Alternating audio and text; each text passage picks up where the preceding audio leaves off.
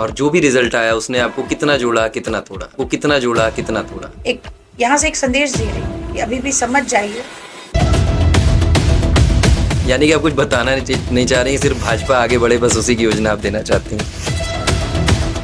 एक जैसे कहते हैं ना सर्टिफिकेट हो, भाजपा कुछ वैसा नहीं दे, भाजपा कुछ वैसा नहीं दे। ऑपरेशन सिंदूर पे क्वेश्चन मार्क लगाना, अब देश की सुरक्षा सरकार भाजपा आगे नहीं बढ़े, मातृशक्ति आगे बढ़े। मैं इस योजना पे काम करूं।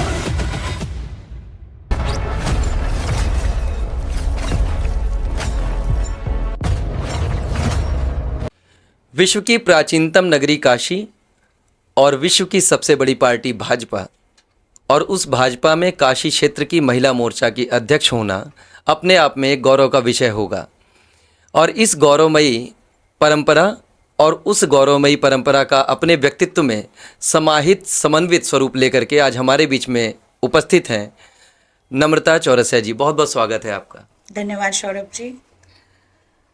आपका स्वागत कर रहे हैं। सेवा, संघर्ष और समर्पण, ये तीन शब्द सिर्फ टैगलाइन है या इनके पीछे कोई ऐसी कहानी जो आपने आज तक किसी को बताई नहीं है?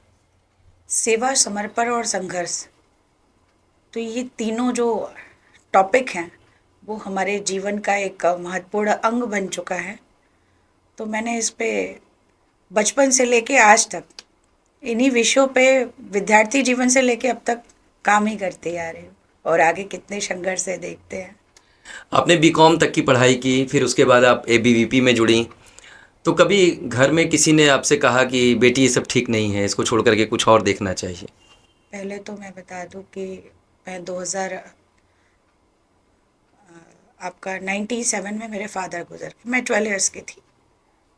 उसके बाद मेरी मदर ने सारे एजुकेशन सारा कुछ किया। मैं 12 तक की पढ़ाई कंप्लीट करने के बाद जब हरिशन महाविद्यालय से बीकॉम किया, तो उसी दौरान छात्र संघ जो विद्यार्थी परिषद एक होता है ना, समाज हित में काम करना, और कॉलेज विद्यार्थियों के लिए भी एक सहयोग का काम बहुत अच्छा विद्यार्थी परिषद करता था। तो मैं देखती थी, कैंपेनिंग चलती थी, तो एक मन में भाव आ गया था क्यों ना हम राष्ट्र सेवा में जुड़े। तो बस इसी दरमियान वहाँ पे जुड़ गए, और दायित्व न लेते हुए एक समर्पण भाव से विद्यार्थी परिषद में 2002 से लेके 2004-05 तक मैं जुड़ी रही।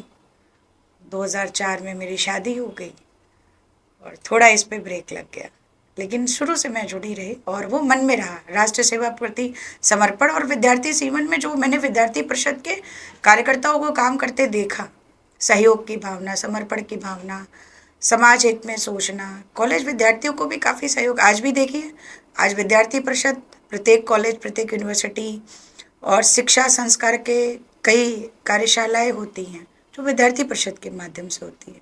तो एक समर्पण है, तभी विद्यार्थी परिषद से हम जुड़े, और मैं लोगों को जुड़ने के लिए भी, आज के युवाओं को जुड़ना चाहिए उससे। एबीवीपी की एक जुझारू कार्यकर्ता और उसके बाद क्षेत्रीय महिला मोर्चा की अध्यक्ष होने तक का जो ये सफ़र है, इसको अगर आप 3 शब्दों में अगर उकेरना चाहें तो वो 3 शब्द क्या होंगे? देखिए, उसको 3 शब्दों में, ये एक बहुत बड़ी लंबी यात्रा रही मेरे लिए।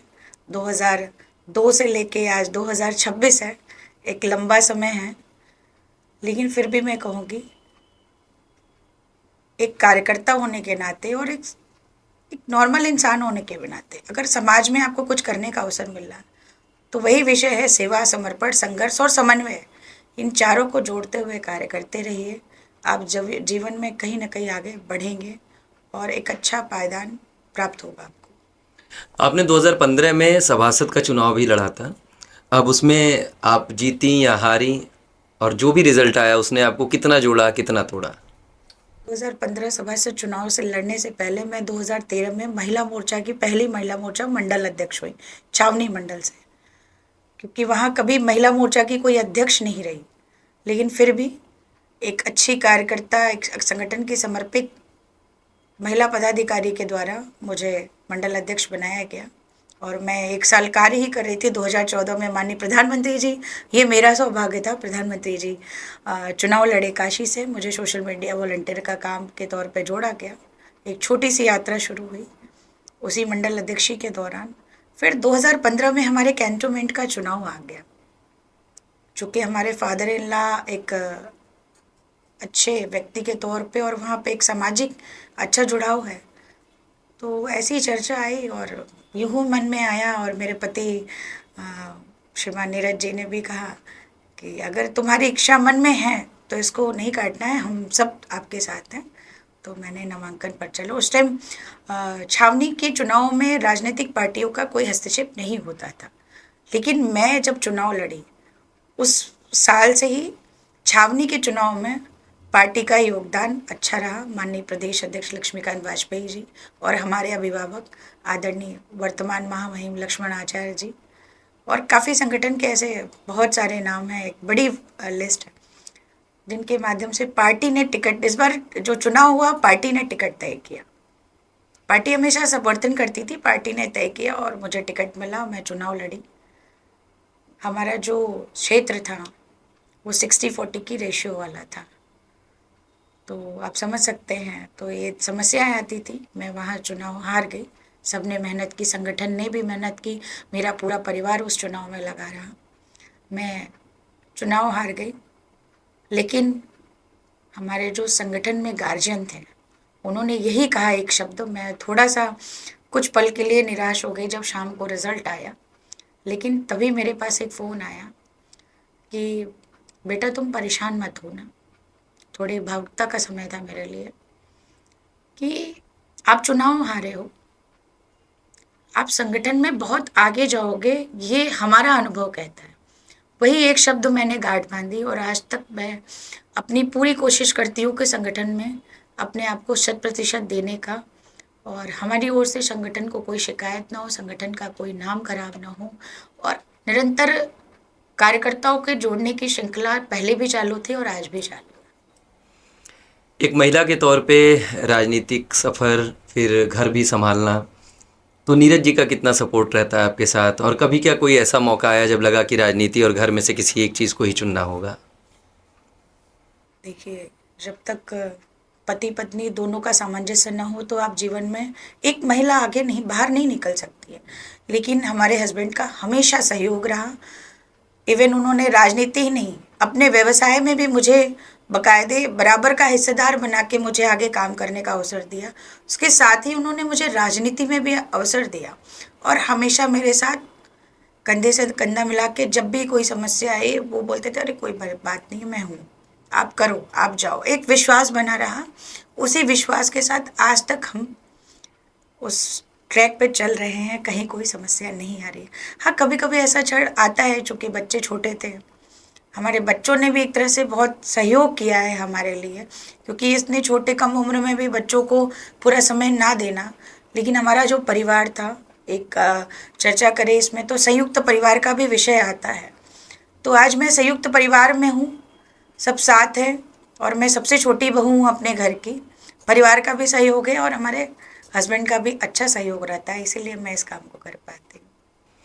आरएसएस की एक विंग है राष्ट्र सेविका समिति, तो आपने उससे भी प्रशिक्षण प्राप्त किया। तो आज आपकी जो पर्सनैलिटी है इसकी शेपिंग में कितना आप योगदान मानती हैं, जिससे कि आज जो बीजेपी की आइडियोलॉजी है उससे आप बहुत अच्छे से जुड़ पाएँ? एक छोटी सी घटना है, सन 2014-15 की बात है। मेरा बड़ा बेटा है, अभी 19 वर्ष का है। उसका एडमिशन मैं कराने गई थी। संघ का प्रथम विद्यालय गोरखपुर में है, जिसको डॉक्टर हेडगेवार जी ने शुरुआत की थी, प्रथम संघ चालक जी ने, और प्रथम विद्यालय है वो। तो हमें कहीं से चाचा, मेरा बेटा 1 साल सेंट मैरिज स्कूल में पढ़ा, मैंने सबके कहने पर डाल दिया, लेकिन अंदर से मन जो विचार, जो मैंने स्कूल का एटमॉस्फेयर देखा, तो मुझे लगा कि नहीं। फिर संगठन के कई लोगों से संपर्क हुआ, मुझे रास्ता मिला, मैं अपने बच्चे को लेके अपने हस्बैंड के साथ वहाँ उसका एडमिशन कराने गई। तो वहाँ के एक प्रधानाचार्य जी थे, ऐसी चर्चा हो रही थी, थोड़े विचारों की बात चल रही थी, तो उन्होंने कहा, बहन जी आप गोरखपुर आए हैं और मैं एक छोटा सा सुझाव दूँ, यहाँ राष्ट्रीय सेविका समिति जैसे संघ की एक महिला विंग है, प्रशिक्षण का कार्य चलता है, 15 दिन का वर्ग है, और आप आई हैं बहुत अच्छे मौके पे ही, आप कर लीजिए। वो तो मैं ऐसी कोई तैयारी पे नहीं गई थी, वो मेरा प्रवेश था उस टाइम। तो मैं जो वहाँ पे चर्चा हुई, मैंने वहाँ गणवेश वगैरह सब लेके, हस्बैंड हमारे कहे ठीक है, अगर आपकी इच्छा है तो आप रहिए, बच्चे को भी थोड़ा समय मिल जाएगा। और उसी विद्यालय में वर्ग लगा था, तो मैं प्रथम वर्ष जो है वहीं पे की। और वो 15 दिन मुझे लगा कि मैंने पूरे जो इतने साल हमने किया, ये 15 दिन हमने पूरा जीवन जिया और बहुत कुछ सीखा हमने वहाँ से। तो वहीं से मेरी समिति से जुड़ाव हुआ और मैंने राष्ट्रीय सेविका समिति से प्रवेश किया। फिर 2018 में काशी में निवेदिता शिक्षा सदन में लगा, तो मैंने प्रबोध किया। समिति की सभी बहनों से एक अच्छा लगाव है और समिति जो कार्य कर रही है आज की डेट में संगठन में, खासकर मातृशक्ति के लिए, आपको शिक्षा भी दे रही है, आपको समर्पण की भावना, आपको बौद्धिकी, ये हमारा एक महिलाएं हाउसवाइफ गृहिणी निकल के अगर ऐसा कुछ मिल रहा है, एक अच्छे अच्छे परिवार की बहनें आज राष्ट्रीय सेविका समिति से जुड़ के वर्ग कर रही हैं और एक अच्छी शिक्षार्थी भी कह लीजिए। महिलाएं तो खुद माँ एक खुद शिक्षा होती है, लेकिन उसके साथ साथ शिक्षक के साथ साथ सीखने का अवसर, वो एक बहुत बढ़िया है आज के समाज के लिए। मुझे लगता है हर बेटियों को, माओ को राष्ट्रीय सेविका समिति का वर्ग ज़रूर करना चाहिए। और मैं तो मेरा अच्छा बहुत अच्छा रहा। 2019 में 500 एनजीओ की आपने बैठक कराई, उनके जो सेक्रेटरीज थे उनकी। तो ये आइडिया कहाँ से आया और इस आइडिया से फिर कितना लाभ मिला जो आपने उस समय सोचा था? 2019 लोकसभा में श्रीमान सुनील ओझा जी भाई साहब काशी थे और कई बैठ के लोकसभा चुनाव था, तो तमाम सामाजिक संगठन बैठ के होती थी। तो मुझे संगठन ने लगा दिया कि आपको एनजीओज के माध्यम से माननीय प्रधानमंत्री जी के चुनाव के विषय में जोड़ना है सबको। तो मैंने सबसे पहले क्या किया कि एक अच्छी टीम बनाई यहाँ पे विधानसभा स्तर पे, उसको फिर नीचे ले गए।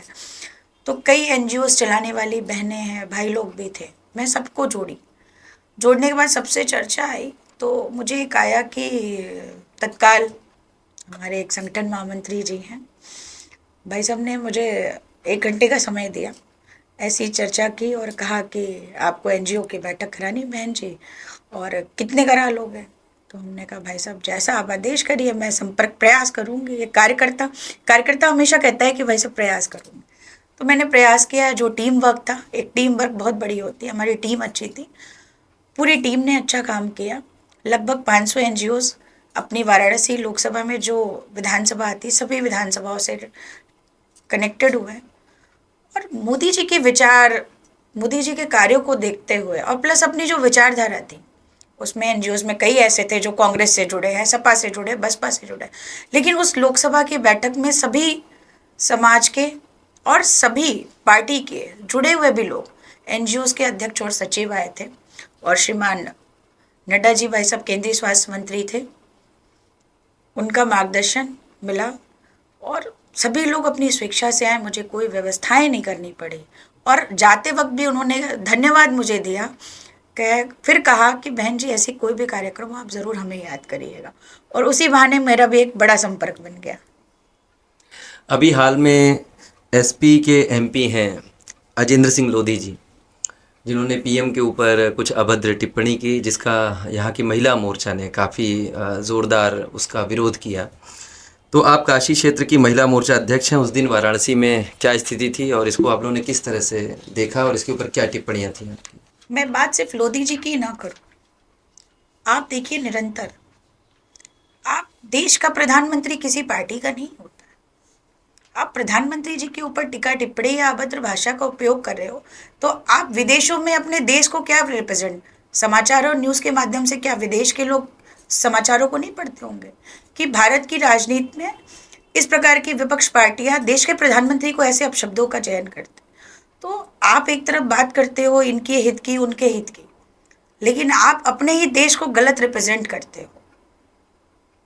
तो इस प्रकार के जो प्रदर्शन थे, महिला मोर्चा ही नहीं, हर एक आम कार्यकर्ता भी, हम महिलाएं ही नहीं, कि प्रधानमंत्री जी के ऊपर अपशब्द करना, आपके व्यक्तिगत मतभेद हो सकते हैं, लेकिन देश के प्रधानमंत्री के साथ आप भाजपा के पॉलिटिकल लोगों को कुछ बोलिए, उसका एक राजनीतिक तरीके से हम उसका जवाब देंगे, लेकिन देश के प्रधानमंत्री जी के ऊपर अपशब्दों को बिल्कुल बर्दाश्त नहीं किया जाएगा। ये तो छोटी सी एक पिक्चर थी इस विषय पे। अगर आगे ऐसा किसी ने भी कुछ कहा तो हम सभी मातृशक्ति प्रधानमंत्री जी के साथ खड़े हैं।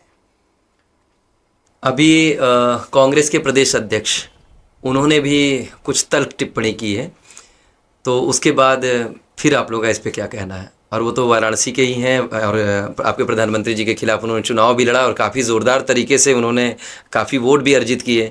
तो उसके बाद इस तरह की टिप्पणी को आप कैसे देखती हैं? पहला मैं विषय पहले क्लियर कर दूं। श्रीमान अजय राय जी जब चुनाव लड़े तो सभी पार्टियां विपक्ष में, जितना एक तरफ भारतीय जनता पार्टी, एक तरफ सभी विपक्ष की पार्टियों ने एक साथ वोट इकट्ठा करके इंडी गठबंधन बनाया और उस प्रकार से चुनाव लड़ा। हमारे मोदी जी का वोट कहाँ कम हुआ? मोदी जी के साथ तो काशी की जनता आज भी है। और आप निरंतर, आप स्वयं एक जर्नलिज्म से जुड़े हैं और तमाम काशी की चीज़ों को कवर करते हैं, और आपने खुद देखा होगा कि काशी और मोदी जी दोनों लोगों का एक लगाव है, और यहाँ की जनता का प्रधानमंत्री जी के प्रति निरंतर लगाव है। जब काशी प्रधानमंत्री जी आते हैं तो यहाँ की मातृशक्ति और एक एक जनता का स्वयं लगाव होता है। कार्यक्रमों में इतने कार्यक्रम होते हैं या मोदी जी का उद्बोधन होता है तो मैंने देखा है स्वयं से जाते हैं। बात करूँ दूसरा विषय जो श्रीमान अजय राय जी ने माननीय प्रधानमंत्री जी के लिए कहा, ये बहुत दुखद है क्योंकि काशीवासी ऐसी भाषा का प्रयोग नहीं करते हैं। काशी तो अतिथि के लिए, अतिथि देवो भवो के लिए है, और काशी के वासी होके अजय राय जी इतनी तुच्छ मानसिकता और इतने घटिया शब्दों का प्रयोग करते हैं देश के प्रधानमंत्री के लिए, तो ये संस्कार दिखते हैं कांग्रेस पार्टी का। जाकी जैसी संगति वैसे ही सोच विचार, तो अजय राय जी की जैसी संगति श्रीमान राहुल गांधी जी के साथ वाली है, कांग्रेस पार्टी की है, वैसी उनकी भाषा है। अगर उन्होंने अपने भाषाओं में सुधार नहीं किया तो पार्टी की चाहे महिला मोर्चा हो, चाहे कोई भी कार्यकर्ता हो, प्रधानमंत्री जी के प्रति कोई भी अपशब्द बर्दाश्त नहीं किए जाएंगे। अभी साथ ही उनकी पत्नी और बेटी भी इस विषय के मुद्दे पे आ गई। वो स्वयं एक मातृशक्ति हैं। क्या अजय राय जी को जवाब देना नहीं आया? एक तरफ नारी शक्ति का विरोध करते हैं, दूसरी तरफ अपने बचाव के लिए अपनी पत्नी और बेटी को उन्होंने आगे कर दिया। तो इतने ही समझ में आता है कि अजय राय जी की सोच और अजय राय जी का स्वभाव काशी वाला है कि इटली के जो अपने राहुल गांधी जी जो ननिहाल है उनका। अब ये थोड़ा मजाक का विषय हो गया, तो उनके संगति का असर हो गया है। अभी योगी जी ने कहा कि ननिहाल और ददिहाल लोगों को जाना चाहिए छुट्टियों में, तो राहुल गांधी जी को यानी कि आप भेजना चाहेंगे ननिहाल? राहुल गांधी जी को जो जाना चाहिए भाई, छुट्टियों में तो सभी नानी दादी के घर जाते हैं, हम सब भी जाते हैं, हमारे बच्चे भी जाते हैं। तो राहुल जी तो हमेशा जाते रहते हैं, गर्मी छुट्टी हो क्या। आप देखिए जब उनको मौका मिलता है तो एक हॉलीडेज के रूप में कब वो विदेश चले जाते हैं। इटली ही नहीं, इटली तो उनका ननिहाल है, लेकिन क्या बताओ मैं उससे ज़्यादा, वो भी एक राजनीतिक पार्टी के उच्च स्तर पे हैं। लेकिन राहुल गांधी जी कभी कभी ऐसी बातें करते हैं वो हास्यास्पद हो जाता है, और वो उनके दायित्व और गरिमा को शोभा नहीं देता। लेकिन अक्सर वो ऐसी बातें कर जाते हैं, वो एक मैच्योर्ड इंसान नहीं कह सकते। अभी राहुल गांधी जी ने हाल ही में जो ऑपरेशन सिंदूर पिछले वर्ष किया गया उसके ऊपर भी उन्होंने काफ़ी सवालिया निशान उन्होंने लगाए। तो एक विपक्षी नेता के द्वारा इस तरह के सवाल उठाना, उस पर एक भाजपा नेत्री के तौर पे आप क्या कहना चाहेंगे? मैं इस पे सीधे विषय पे कहूंगी कि राहुल गांधी जी देश की सुरक्षा के साथ खिलवाड़ कर रहे हैं। ऑपरेशन सिंदूर पे क्वेश्चन मार्क लगाना, आप देश की सुरक्षा, सरकार और प्रधानमंत्री, राष्ट्रपति, सब पे आप क्वेश्चन मार्क लगा रहे हो। क्योंकि ऑपरेशन सिंदूर से ही हमारी जनता ने देखा कि किस तरीके से मोदी जी ने पूरा समय, पूरा फोकस ऑपरेशन सिंदूर जब उस टाइम चल रहा था, एक एक लोगों की नज़र उस पर थी। उस वक्त में राहुल गांधी की इस तरीके के बयानबाजी करना, राहुल गांधी जी तो उनकी आदत है, हर अच्छे काम को टीका टिप्पणी करते और क्वेश्चन मार्क लगाते। अभी महिला आरक्षण बिल को लेकर के भी काफ़ी हो हंगामा था, फिर बंगाल चुनाव के ठीक पहले भाजपा उसको लेकर के आई। कुछ लोग ऐसा कहते हैं कि उसका फ़ायदा भी आपको बंगाल चुनाव में मिला। तो अभी तक ये इम्प्लीमेंट होने में उसमें समय लग रहा है, तो आपको एक नेता के तौर पे ये जो डिले हो रहा है उसको ऑनेस्टली आपको क्या लगता है, फ्रस्ट्रेशन हो रहा है कि क्या लगता है? कि नारी शक्ति वंदन बिल का विषय था, मैं बंगाल में थी, और बंगाल में दक्षिण दिनाजपुर जो नॉर्थ बंगाल का एरिया है, कुछ दूरी पे ही बांग्लादेश था। संगठन ने लगाया था, मैं वहाँ प्रवासी के तौर पे काम कर रही थी। जिस दिन इसकी चर्चा थी, कंटिन्यू हम लोग दिन भर प्रचार के बाद शाम को जब वापस जाते थे रहने, तो न्यूज़ वगैरह ये सब चल रहा था, तमाम अपडेट्स आ रहे थे, और कहीं दुख भी हो रहा था कि सोनिया गांधी जी स्वयं एक महिला, ममता बनर्जी जी स्वयं एक महिला, ऐसी अपनी जितनी भी विपक्ष की पार्टियां, उसमें कई महिलाएं नेतृत्व उनके यहाँ हैं। जब आप स्वयं एक महिला होके एक महिला का हक मारने की तैयारी में हो, तो फिर तो कोई विषय ही नहीं रह जाता। नारी शक्ति वंदन बिल को रोकना ये आपकी सोच और मानसिकता दर्शाता है विपक्षियों का कि नारी चाहिए, नारी का वोट चाहिए, महिलाओं का वोट चाहिए, महिलाओं का सहयोग चाहिए। लेकिन जब रियल में, वो तो प्रधानमंत्री जी ने स्वयं कहा और भरी संसद में कहा कि मैं इसका क्रेडिट नहीं लेना चाहता। क्या राहुल गांधी जी ऐसा कह सकते थे? बिल्कुल नहीं कह सकते थे। प्रधानमंत्री जी ने कहा मुझे क्रेडिट नहीं चाहिए, आप क्रेडिट लीजिए, आइए आप चर्चा करिए। लेकिन उसके बावजूद इस तरीके से विरोध करना, उनकी बहन खुद राजनीति में है, प्रियंका गांधी जी, तो एक तरह से देखा जाए तो वो अपने घर वालों का ही विरोध करे, क्योंकि उनकी बहन भी राजनीति में है, उनकी माता जी भी राजनीति में है। तो जब अपने घर से ही आप घर का विरोध कर रहे हो, तो बाहर वालों का क्या आप पक्ष लोगे? और मातृशक्ति का विरोध करके, चाहे वो एक कुल था, एक समय था, हमेशा मातृशक्ति का विरोध किया तो उसका नरसंहार ही हुआ है। तो वही हाल नारी शक्ति वंदन में विपक्षियों का होगा, और आपने बंगाल में इसका जीता जागता उदाहरण देख भी लिया। यानी कि महिला मोर्चा नरसंहार तक पहुंच सकती है। देखिए, नरसंहार करने के तरीके होते हैं। हम बिल्कुल कई विषय ऐसे होते हैं जो शब्दों में बयां कर दीजिए, सामने वाला स्वयं ऐसा हो जाता है, उसके पास कोई शब्द ही नहीं होता है।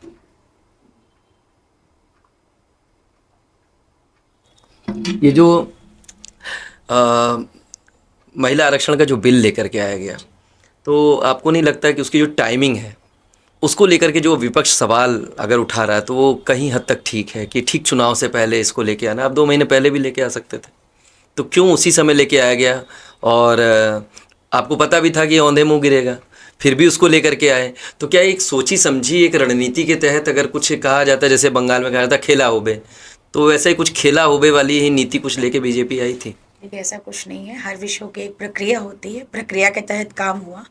वो इत्तेफाक था कि बंगाल का चुनाव था। फिर मैं वही बात को दोहराऊंगी, प्रधानमंत्री जी ने कहा कुछ भी हो आप हमें श्रेय मत दीजिए। तो बात श्रेय की थी। राहुल गांधी जी को श्रेय मिल जाता, हो सकता है वो ममता बनर्जी जी को श्रेय मिलता। तो आपने तो खुद महिला विरोधी काम कर दिया। ममता बनर्जी स्वयं मुख्यमंत्री थी, और मैंने बंगाल में देखा, मैं तो ग्रामीण क्षेत्र की, मान लीजिए शहर की महिलाएं पढ़ी लिखी होती हैं, सब कुछ है, ग्रामीण महिलाएं जो खेतों में जाके काम करती हैं, घरों में बैठती हैं, सेल्फ हेल्प ग्रुप के माध्यम से। तो जब मैं नज़दीक वहाँ बंगाल में मैं घूम रही थी ग्रामीण क्षेत्रों में, तो मैं ऐसी बहनों से पूछती थी। हम लोग वहाँ पे बैठते थे, चूँकि मैं शुद्ध शाकाहारी थी, वहाँ मछली वगैरह बनती थी।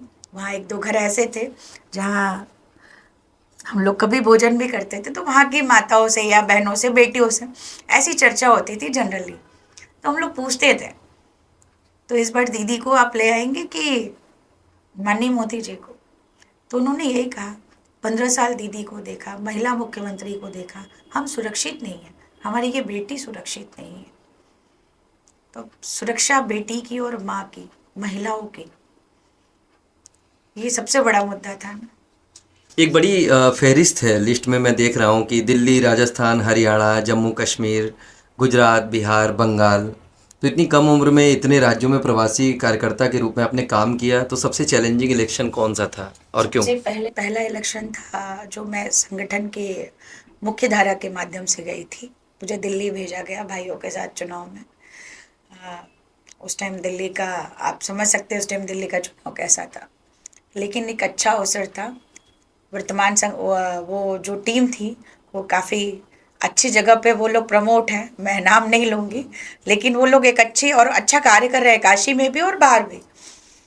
और आप भी अच्छे से आज उन चर्चाओं में है कि उनकी कार्यशैली बहुत अच्छी है। एक अच्छी टीम के साथ मुझे काम, वो मेरा पहला प्रवास था दिल्ली का चुनाव का, और एक अच्छा पहली बार एज अ प्रवासी कार्यकर्ता काशी से बाहर निकल के आसपास के जिलों में जाना, लेकिन किसी प्रदेश में जाके चुनाव में काम करना, जो सीखा, जो हमारी पार्टी का बूथ मैनेजमेंट का काम है, जो मैंने सीखा वो अपने अनुभव किया और मेहनत की।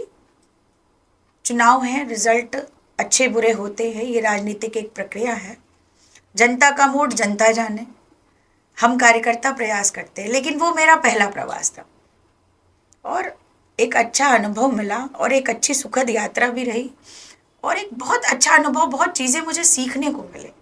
फिर आगे ये रास्ते बढ़ते गए, हर स्टेट में महिला मोर्चा के माध्यम से हमारे प्रदेश, राष्ट्रीय और क्षेत्र के जो संगठन का एक है आयाम, उसके माध्यम से मुझे चुनाव में जाने का अवसर मिला और मैंने 100% काम करने का प्रयास किया। जो उत्तर प्रदेश की हमारी जो बूथ मैनेजमेंट का ये एक हमारे संगठन में उदाहरण दिया जाता है, तो उसी चीज़ों को सीख के मैंने वहाँ पे काम किया। अभी आपके बारे में मुझे जैसे कुछ लोगों से पता चला कि राष्ट्रीय स्तर के नेताओं के द्वारा भी आपके इस जो प्रवासी कार्यकर्ता के रूप में आपने जो सराहनीय काम किया उसके लिए बहुत सराहना की गई, लिखित तौर पे आपको पत्र भेजे गए, प्रशंसनीय, प्रशंसा या अनुशंसा पत्र कह सकते हैं। तो आप इस चीज़ को कैसे देखती हैं अपने आला कमान की तरफ से इस तरह की आपके प्रति अगर उनका मैं एक रवैया?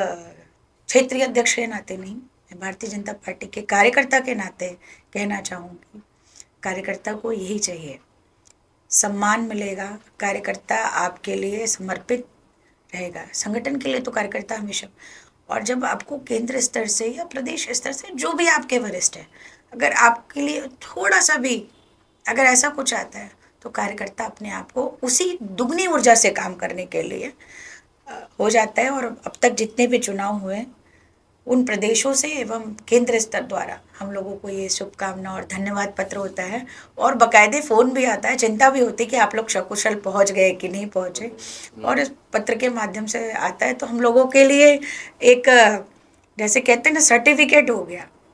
भाजपा कुछ वैसा नहीं देती है, लेकिन भाजपा जो देती है वो किसी पार्टी नहीं देती है।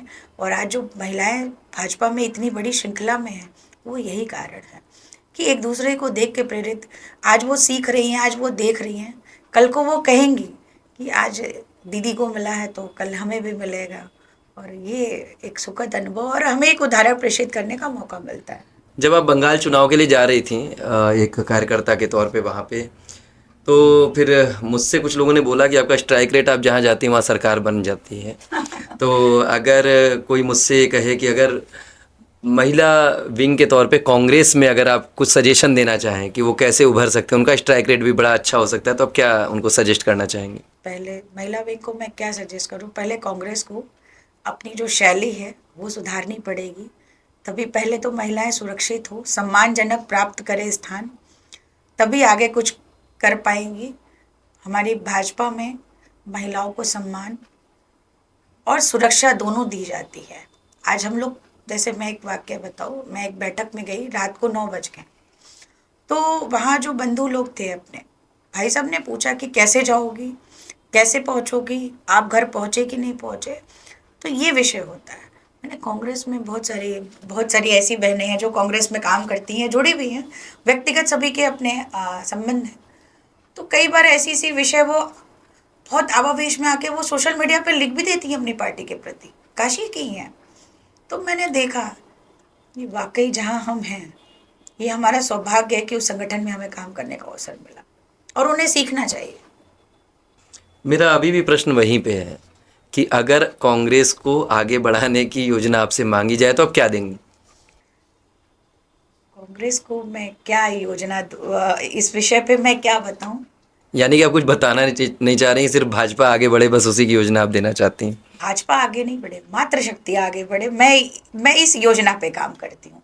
भाजपा तो आगे बढ़ रही है, मातृशक्ति, क्योंकि मातृशक्ति का एक अच्छा साथ भारतीय जनता पार्टी से जुड़ा हुआ है और नरेंद्र मोदी जी की कार्यशैली और मार्गदर्शन हम मातृशक्ति को और मजबूत देता है। जब उनका उद्बोधन होता है या उनके कार्यक्रम लगते हैं, आप देखते होंगे काशी के ग्रामीण क्षेत्र ही नहीं, शहर की एक एक महिलाएं उनकी सभा में आती हैं। अभी 24 का लोकसभा चुनाव हुआ था, तो आपने देखा था, मुझे एक अवसर मिला था माननीय प्रधानमंत्री जी के कार्यक्रम में मंच संचालन का, संगठन का आदेश हुआ। थोड़ी देर के लिए थोड़ा सा होपलेस हो गई कि प्रधानमंत्री जी के मंच का संचालन करने का अवसर मिला, संयोजन करने का अवसर मिला। तो उस दौरान मैं जब संपर्क में निकली तो वहाँ की बहनों का एक रहा कि नहीं नहीं मैं आऊँगी, और ये बहनें मेरे साथ आएंगी, एक वो सूची बनाती थी। तो ऐसा काम कांग्रेस को करना पड़ेगा कि जो योजना का विषय आपने लाया तो मैं इसको यहाँ से जोड़ती हूँ कि आप ऐसा काम करिए कि आप व्यक्ति स्वयं से जुड़े और उस योजना पे काम करें। 2027 में यूपी का जो चुनाव होने वाला है उसमें हाँ या ना में आप उत्तर दें कि बीजेपी जीतेगी। बिल्कुल जीतेंगे। एसपी एक वुमेन फ्रेंडली पार्टी है, हाँ या ना? अब एसपी अभी कुछ ही परसों नरसों की बात है, चंदौली में कुछ हादसा हुआ, महिला सपा की महिला जिलाध्यक्ष, और ये सब विषयों पे मैं एक महिला होने के नाते इस पे चर्चा तो नहीं करूँगी। अब इसमें वो फ्रेंडली है कि क्या है, आप उसका उत्तर आपको उसी में मिल गया। क्या नम्रता चौरसिया 2027 में बीजेपी की कैंडिडेट होंगी? भारतीय जनता पार्टी में संगठन जो तय करता है, हम कार्यकर्ता उस पर अमल करते हैं। हम लोग संगठन का कार्य करते हैं। टिकट देना, विधायकी लड़ाना, संगठन में अवसर देना, ये संगठन का शीर्ष नेतृत्व इस पे तय करता है। ऑपरेशन सिंदूर से पाकिस्तान को सबक मिला, हाँ या ना? बिल्कुल मिला। महिला सीएम यूपी में कभी होगी, हाँ या ना? बिल्कुल होगी। योगी जी से कभी पर्सनली मिली हैं? क्या चीज़ ऐसी है योगी जी की जो आपको प्रभावित करती? योगी जी की कार्यशैली। बीजेपी की सबसे बड़ी ताकत? बीजेपी की सबसे बड़ी ताकत बीजेपी का बूथ मैनेजमेंट। एसपी की सबसे बड़ी कमजोरी? एसपी की कमजोरियां मैं गिनाऊंगे तो आपके लिस्ट कम पड़ जाएगी। लेकिन फिर भी सपा जो एक समाज का विषय लेती है, पहले वो कहती है कि हम सर्व समाज के लिए काम करते हैं, लेकिन सिर्फ एक समाज को टारगेट करती हैं, उनको अपना वोट बैंक मानती हैं, तो कहीं ना कहीं उनका शोषण हो रहा है। ये उन लोगों को, मैं इस विषय पे नहीं बहुत डिटेल में बोलूँगी, लेकिन मैं उन लोगों को एक यहाँ से एक संदेश दे रही हूँ कि अभी भी समझ जाइए, समाजवादी पार्टी आपका हित नहीं चाहती है, सिर्फ आपको वोट बैंक मानती है। काशी की महिलाएं क्या चाहती हैं अभी भी पीएम मोदी जी से? काशी की महिलाएं काशी का विस्तार चाहती हैं। काशी में सुरक्षा है ही, काशी में पर्यटन इतना अच्छा हो रहा है, और काशी की महिलाएं तो फिर मोदी जी को ही काशी में वापस चाहती हैं। अगर आप सीएम होती तो सबसे पहले क्या करती? देखिए, मैं महिला हूँ। अगर मैं सीएम होती, आप बचिए मत इस प्रश्न से, आप नहीं सीधा बिल्कुल सीधा नहीं जवाब बचा, देंगे। सीधा जवाब दे रही हूँ। सबसे पहले मैं मातृशक्ति की सुरक्षा और उनको स्वावलंबी बनाने, क्योंकि हमारे नरेंद्र मोदी जी देश के जो प्रधानमंत्री हैं, उनका ध्येय है महिलाएं आत्मनिर्भर बने, और उस पर काम कर रहे हैं। तो महिलाओं को आत्मनिर्भर, उनको एक स्टैंड पे खड़ा होना और उनकी सुरक्षा, ये 2-3 मुद्दों पे पहले काम करो। बीजेपी को एक बॉलीवुड सॉन्ग में अगर आप डिस्क्राइब करना चाहें? एक विषय है, एक गाना बजता है, ऐसी धाकड़ है, आपने सुना भी होगा। तो भाई महिलाएं धाकड़ है, महिलाओं को अवसर मिलेगा तो महिलाएं एक अच्छा प्रेजेंटेशन और एक मजबूत सरकार बनाने में अग्रसर होंगी। अखिलेश यादव के लिए एक फिल्मी डायलॉग? सुधर जाइए और अपनी भाषाओं को सुधार लीजिए, तो एक अच्छा राजनीतिक नेता आप उस लिस्ट में आएंगे, इतना ही कहूँगी। अगर आपकी लाइफ पर वेब सीरीज बने तो कौन सी एक्ट्रेस होंगी जो आपका रोल सही से प्ले कर सकती हैं? मैरी कॉम के बारे में आपने सुना होगा। एक, और जो मैंने संघर्ष जीवन में, मैं एक मिडिल क्लास फैमिली से आती हूँ, और मैंने जो जीवन संघर्ष में देखा है पहले भी और अब भी, फिल्म का नाम मैं क्या बताऊँ, लेकिन मैरी कॉम जो है, मैं बहुत प्रेरित हूँ उस फिल्म से। आपकी ज़िंदगी का सबसे फिल्मी मोमेंट अगर कोई हो? एक व्यवसायिक महिला के तौर पे, और फिर राजनीति में प्रवेश कर जाना। मेरे पिताजी की इच्छा थी कि मैं कुछ सीए वगैरह इस टाइप का कुछ करूँ, चूँकि मेरे पापा भी वैसे थे, किसी की नौकरी ना करूँ, स्वयं इस्टेब्लिश हूँ, बिजनेस करूँ, एक बिजनेस वूमन बनूँ। मेरे पिताजी भी उसी ट्रैक पे काम करते थे, और मेरी भी सोच थी कि एक आत्मनिर्भर बन के अपने स्वयं का व्यवसाय, और हमारे पतिदेव भी इसमें हमेशा सहयोग रहता है उनका। काशी की एक चीज़ जो आपको सबसे ज़्यादा पसंद है, अगर एक वर्ड में आप बताना चाहें तो? काशी की बहुत सारी उपलब्धियां हैं। आप किस विषय पे जानना चाह एक रहे चीज़ जो आपको सबसे ज़्यादा पसंद है? हैं? काशी हमारी अध्यात्म की नगरी है। काशी का अध्यात्म और बनारस की कचौड़ी, ये दोनों फेमस है। तो और मैं वहाँ की बेटी हूँ जो गंगा किनारे आती है, गोदौलिया पे हमारा ददिहाल है, और बिल्कुल पक्का माहौल जो बनारसी है, ठेठ बनारसी कहेंगे तो हम बनारसी हैं। तो बनारस की ऐसी जो स्पेशलिटी है वो सब हमारे अंदर है और मैंने उसको बचपन से जिया है। चलिए एक हाइपोथेटिकल क्वेश्चन आपसे करते हैं कि कभी कचौड़ी खाते खाते राहुल गांधी जी के साथ कचौड़ी खाने का अवसर मिले तो आप उनको बात बात में एक मित्रवत क्या बताना चाहेंगी? मैं राहुल गांधी जी को ये कहूँगी, जो आलू से सोना बनाने का सुझाव देते हैं उसको सुधार लीजिए। काशी विश्वनाथ कॉरिडोर को देखकर आपको अब क्या फील होता है? काशी बाबा की महिमा मैं क्या बताऊं, चूंकि मैं वहीं से पली बड़ी हूँ, वहीं उन्हीं गलियों में विद्यालय जाना, शिशु मंदिर में पढ़ना और डेली अप डाउन करना। पहले की काशी और अब की काशी, काशी विश्वनाथ कॉरिडोर बनने से काशी में पर्यटन बढ़ा, काशी के लोगों को रोजगार मिला, हमारे बुनकरों को एक अच्छा एक स्टेज मिल गया। तो मोदी जी की जो सोच थी और जो उन्होंने विश्वनाथ कॉरिडोर के लिए काम किया, वो हमारे काशी की बहुत बड़ी उपलब्धि है। वाराणसी की एक ऐसी प्रॉब्लम जो आपको लगता है कि अभी भी सॉल्व नहीं हुई? बनारसी भाषा में कहें तो उसको क्या कहा जाए, ट्रैफिक की एक समस्या है। मोदी जी हाईवेज बनवा रहे हैं, सब कुछ कर रहे हैं, अभी रोपवे का काम चल रहा है, कोशिश कर रहे हैं कि वो ट्रैफिक को कम करें। लेकिन क्या करें, जब एक परिवार में 10 गाड़ियां होने लगेंगी, हर व्यक्ति के पास टू व्हीलर, उससे भी नहीं तो two wheeler, four wheeler, cycle, तो ये सब चीज़ें समस्याएं बढ़ेंगी। थोड़ा हम जनता को भी अपने आप से ही कंट्रोल करना पड़ेगा।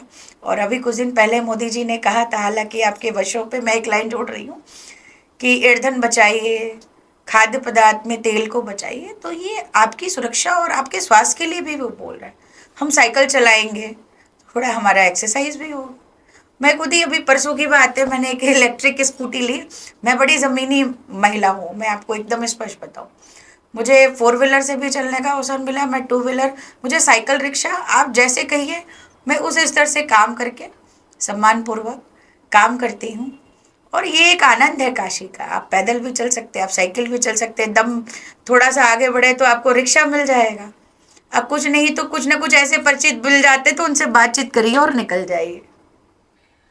वैसे व्यूवर्स को बता दें कि आज जब मैं अपने कार्यालय पे पहुंचा, आपका आज पॉडकास्ट करना था हमें, तो इनकी गाड़ी यहाँ पे नहीं थी और इन्होंने जानबूझ करके पब्लिक ट्रांसपोर्ट का सहारा लिया और उसके माध्यम से यहाँ तक पहुँची। तो इसके लिए सच में आप अपने नेता जो जो उन्होंने कहा है उसको आप फॉलो कर रही हैं।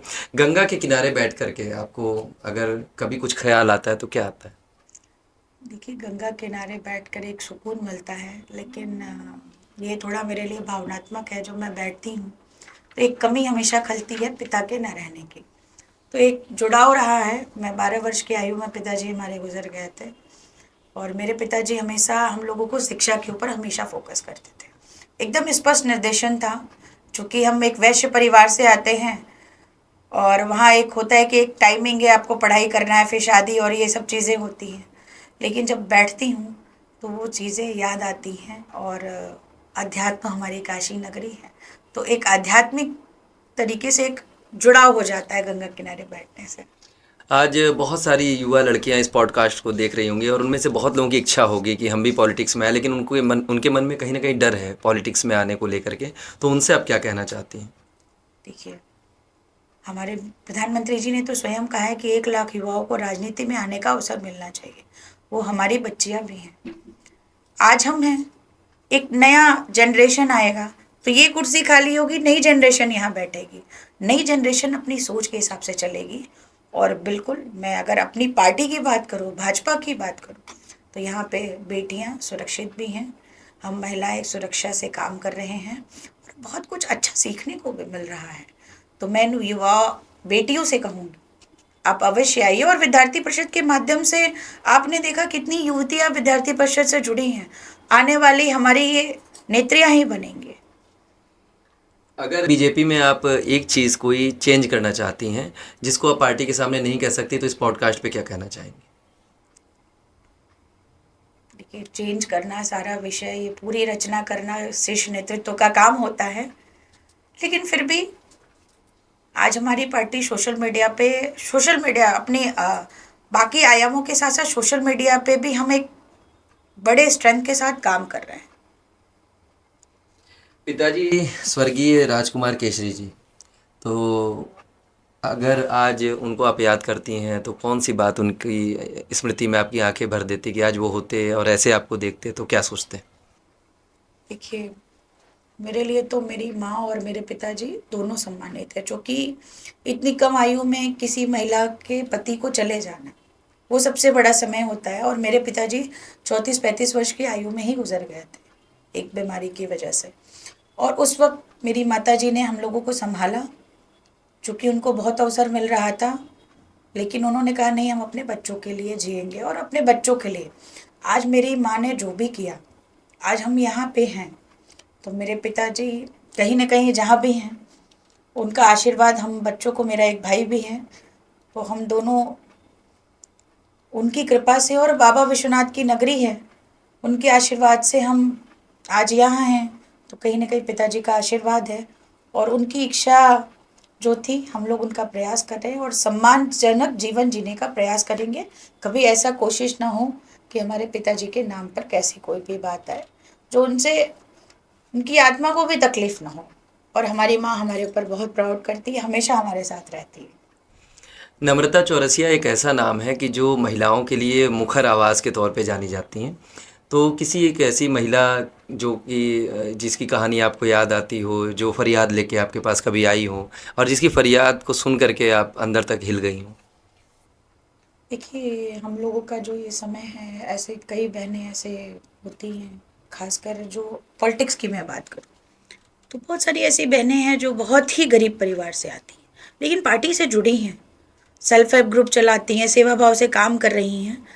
तो थी एक ऐसी बहन, उसकी एक समस्या थी, और वो अपने नीचे की टीम लीडर से ना करके डायरेक्ट मेरे पास आई और अपनी समस्या बताई। तो मैंने उसको कहा कि आप चिंता मत करिए, मैं आपके साथ हूँ। थोड़ी सी कार्यशैली चेंज करिए, और थोड़ा उसको पारिवारिक समस्याएं आती थी, उसके व्यक्तिगत समस्याएं थी, तो मैं उसके परिवार से मिली। आज विश्वास नहीं करेंगे, वो उस परिवार ने मुझ पर इतना भरोसा जताया कि आज मैं कहीं जाना है या कुछ भी है, तो वो बहन मेरे साथ जाती है और एक अच्छे तरीके से वो काम करे, और उसका एक नाम है पार्टी में। तो एक अच्छी महिला, एक नाम लेने से ये होता है ना, सभी बहनें हमसे जुड़ी हैं, तो मैं नाम नहीं लूँगी, लेकिन आज एक अपनी कार्यशैली से उसने स्वयं अपनी जगह बनाई। 2027 चुनाव के बाद नम्रता चौरसिया जी का पॉलिटिकल एम्बिशन क्या होगा?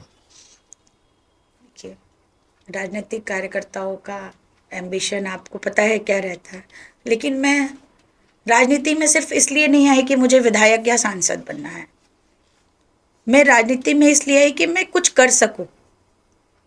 अगर मुझे महिलाओं को लिए कुछ करना पड़े या किसी के लिए भी, अगर मैं किसी को 2 पल का सुख दे पाऊँ, उसकी कभी ज़रूरतों पे या कभी समस्याओं पे, मेरे पास इतना, आज का समय तो भाई देखिए पावर ज़रूरी है,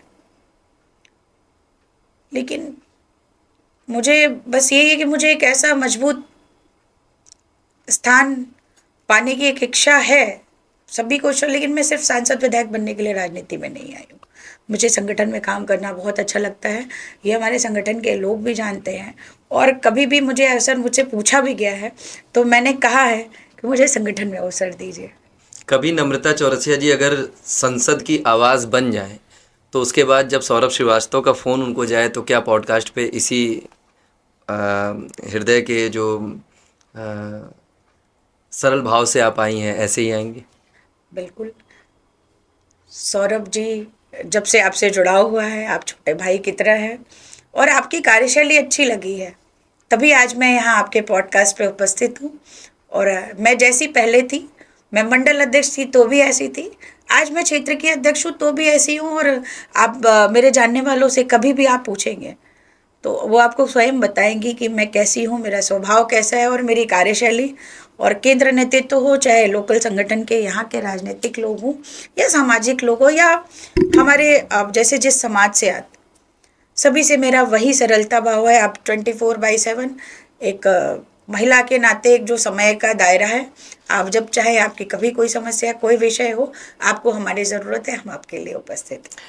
काशी की वो महिला जो घर पे बैठी है, परेशान है और हार चुकी है, उसे नम्रता चौरसिया जी क्या कहेंगे जिससे जेन्युइनली वो अपने कार्य के लिए फिर से उन्मुक्त होकर के फिर से इच्छा के साथ कार्य में जुट पाए? देखिए, मैंने जैसा कि पहले बताया कि मेरी माताजी जब पिताजी गुजरे, तो कुछ पल के लिए वो बहुत परेशान हो गई थी। वो सबसे बड़ा समय होता है एक महिला के लिए कि वो क्या करे, या अपने आप को डेवलप करे या अपने बच्चों के लिए जीवन जिए। भगवान न करे किसी महिला के साथ ऐसा हो।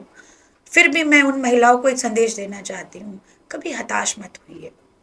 आज हम गिरे हैं तो कल फिर उठ खड़े होंगे, और यूं ही संघर्ष, अगर आपके अंदर थोड़ा सा भी अपना संयम बना है, आप कुछ करने का लक्ष्य बनाया है आपने, तो आप ज़रूर आगे बढ़ोगे, उस लक्ष्य को प्राप्त करोगे। और मैंने अपने सीनियर से यही सीखा है। एक कहावत है ना, जो मुझे पूरी तरीके से नहीं आ रहा, जब तक हमें ठोकर ना लगेगी तो हम समझेंगे नहीं कि यहाँ पे आगे ठोकर कैसे है।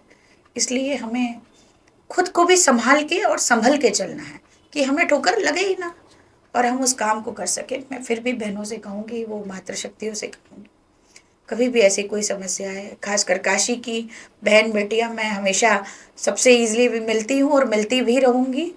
मेरा जहाँ जिसको सहयोग चाहिए मैं उनके साथ खड़ी हूँ। और बहनों का तो मैं हमेशा यही कहूँगी, कभी घबराइए मत, आने वाला समय सब अच्छा होगा। थोड़ा सा पॉजिटिव सोचिए। और ये तो बाबा विश्वनाथ अन्नपूर्णा की नगरी है, आप काशी में रहते हो तो बाबा का आशीर्वाद वैसे ही हम सबको मिल गया। आज हम लोग के साथ पॉडकास्ट पर थी नम्रता चौरसिया जी, और इनके स्वभाव में जो नम्रता है, जैसे एक पानी है वो जो समय पे उतना ही सरल है, उतना ही निर्मल है, और समय पे उतना ही ठोस जब वो बर्फ बन जाता है, तो समय पे उतनी ही विनम्र है, और समय पे जब महिलाओं के लिए बात करनी हुई तो उतनी ही कठोर होकर के उनकी बात को उन्मुक्तता के साथ सही मंच पर सही समय पे रखने की जो एक छवि है वो नम्रता चौरसिया जी की है। आज हमारे बीच में आप थी और आपने बहुत ही बेलौस तरीके से अपनी बातों को रखा है, और हम लोग को सच में बहुत अच्छा लगा कि महिला मोर्चा को एक ऐसी सशक्त नेत्री का साथ मिल रहा है। बहुत बहुत धन्यवाद। धन्यवाद सौरभ जी।